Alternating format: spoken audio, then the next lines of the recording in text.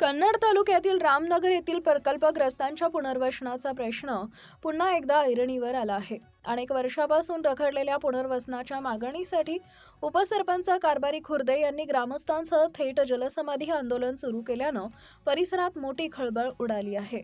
कन्नड तालुक्यातील रामनगर येथील प्रकल्पग्रस्तांचं पुनर्वसन अद्यापही पूर्ण झालेलं नाहीये. प्रशासनाकडून वारंवार दुर्लक्ष होत असल्याचा आरोप करत उपसरपंच कारभारी खुर्दे यांनी दिलेल्या इशाऱ्यानुसार आज ग्रामस्थांसह जलसमाधी आंदोलनाला सुरुवात केली. रामनगर पुनर्वसनाचा प्रश्न तात्काळ मार्गी लावावा या प्रमुख मागणीसाठी यापूर्वीही प्रशासनाला निवेदन देण्यात आले होते. मात्र कोणतीही ठोस कारवाई न झाल्यानं संतप्त झालेल्या ग्रामस्थांनी आज पाण्यात उतरून प्रशासनाच्या निष्क्रियतेविरोधात तीव्र आंदोलन छेडले. आमच्या पुनर्वसनाचा प्रश्न अनेक वर्षापासून प्रलंबित आहे. प्रशासनानं फक्त आश्वासनं दिली आहेत. जोपर्यंत न्याय मिळत नाही तोपर्यंत हे आंदोलन सुरूच राहील. या आंदोलनात महिलांसह मोठ्या संख्येनं ग्रामस्थ सहभागी झाले असून जोरदार घोषणाबाजी करण्यात येते आहे.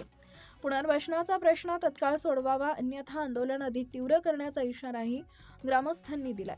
दरम्यान घटनेची माहिती मिळताच महसूल आणि पोलीस प्रशासनातील अधिकारी घटनास्थळी दाखल झाले असून आंदोलकांची समजूत काढण्याचे प्रयत्न सुरू आहेत. मात्र मागण्या मान्य होईपर्यंत आंदोलन मागे न घेण्याचा निर्धार आंदोलकांनी व्यक्त केलाय.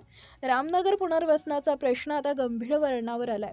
प्रशासन काय निर्णय घेते याकडे संपूर्ण तालुक्याचं लक्ष लागलंय.